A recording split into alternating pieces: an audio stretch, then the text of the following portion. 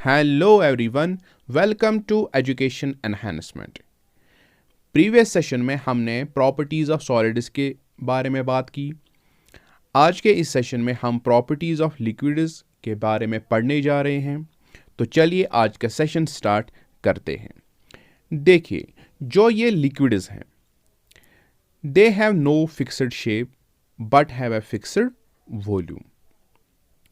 जैसे कि हमने सॉलिड्स के बारे में पढ़ा कि जो ये सॉलिड्स होते हैं, एक तो इनकी फिक्स्ड शेप भी होती है और इनका फिक्स्ड वॉल्यूम भी होता है।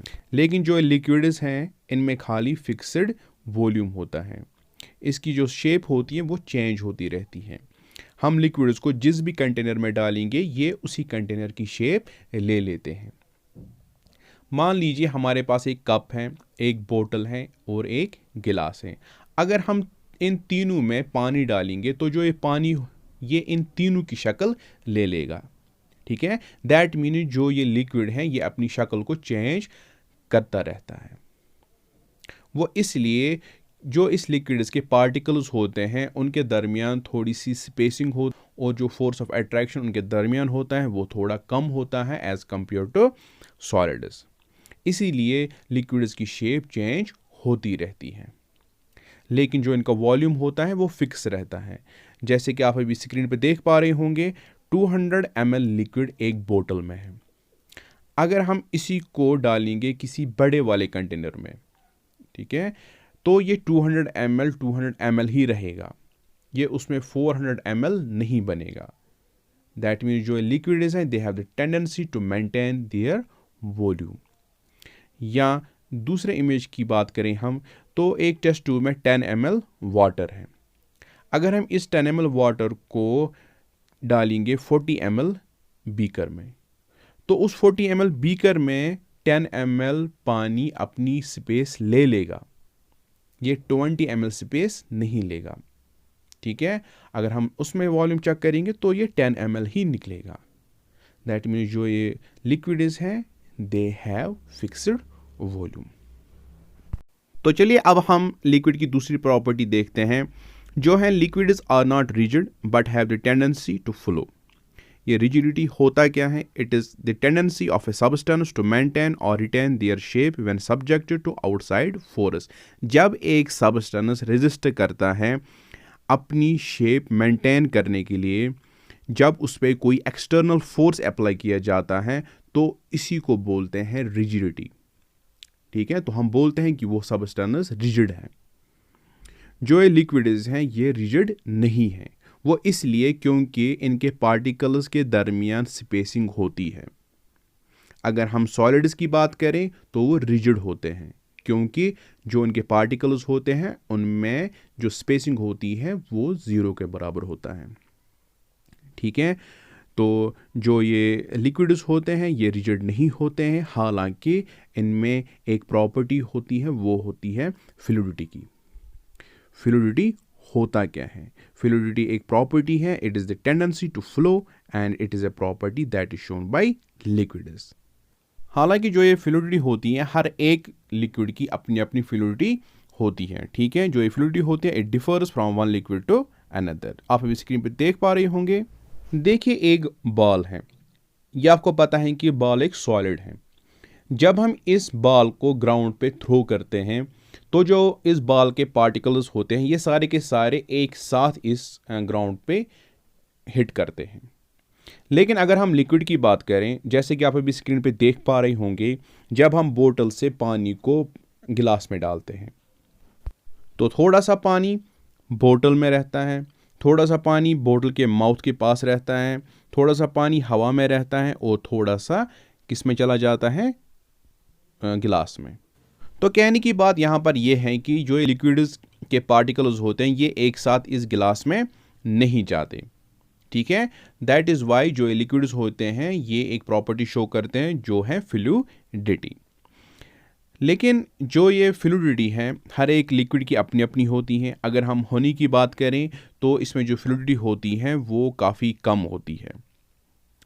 वो इसलिए क्योंकि जो इस हनी के पार्टिकल्स होते हैं वो पास पास होते हैं। ठीक है, उनमें स्पेसिंग काफ़ी कम देखने को मिलती है। जो ये हनी है ये काफ़ी विस्कस होता है। ठीक है, तो यहाँ पर एक और प्रॉपर्टी का जिक्र होता है जो है विस्कोसिटी। विस्कोसिटी क्या है? ये एक प्रॉपर्टी है जो ये फ्लूइड शो करते हैं। It is actually the resistance of a fluid to flow. अगर हम होनी की बात करें तो इसमें विस्कोसिटी ज़्यादा होती है एज़ कम्पेयर टू वाटर, ठीक है। हालांकि इसमें फ्लूइडिटी कम होती है as compare to other liquids या वाटर, ठीक है। तो चलिए अब हम तीसरी प्रॉपर्टी पढ़ते हैं जो है लिक्विड्स है मॉडरेट डेंसिटी। देखिए मैंने आपको इससे पहले भी बोला है कि डेंसिटी होता क्या है। It is the mass per unit volume of a material.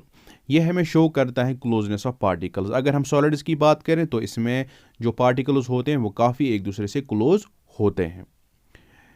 तो जो लिक्विड्स होते हैं इनमें जो पार्टिकल्स होते हैं उनके दरमियान थोड़ी सी स्पेसिंग होती है। दैट इज़ वाई जो लिक्विड्स हैं ये शो करते हैं मॉडरेट डेंसिटी। तो that is why liquids are compressible. Solids compressible नहीं है क्योंकि जो पार्टिकल्स उनमें होते हैं उनके दरमियान स्पेसिंग नहीं होती है, लेकिन लिक्विड्स में पार्टिकल्स के दरमियान स्पेसिंग होती है। तो जो लिक्विड्स में पार्टिकल्स हैं they can come closer by the action of external force, ठीक है। तो चलिए अब हम फिफ्थ प्रॉपर्टी पढ़ते हैं लिक्विड्स की, जो है liquids fill the container but not completely. अगर हम सॉलिड्स की बात करें तो वो कंटेनर को फिल नहीं करते, लेकिन जो लिक्विड्स हैं ये कंटेनर को फिल करते हैं लेकिन कंप्लीटली नहीं।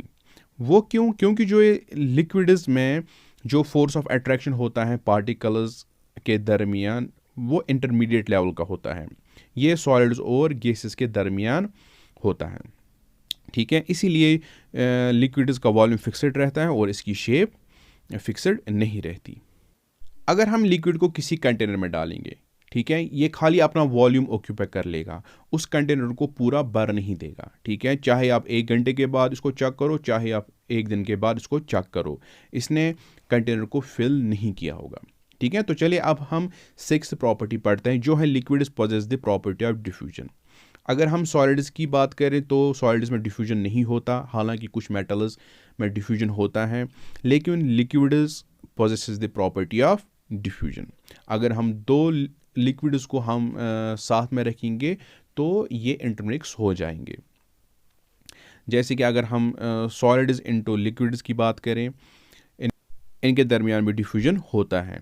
जैसे कि अगर हम पोटेशियम परमैंगनेट के कुछ क्रिस्टल्स डालेंगे वाटर में, ठीक है, आप कुछ देर बाद देखोगे जो ये वाटर है ये पूरा पर्पल कलर का बन गया होगा। वो क्यों? क्योंकि इनमें डिफ्यूजन हुआ है। जो ये पोटेशियम परमैंगनेट के क्रिस्टल्स हैं, चूँकि ये सॉलिड हैं, ये लिक्विड के साथ मिल गया है, ठीक है। जो लिक्विड्स के पार्टिकल्स के दरमियान जो स्पेसेस होती हैं इसने वही स्पेसेस ऑक्यूपाई की है। तो रही बात diffusion of solid in liquids.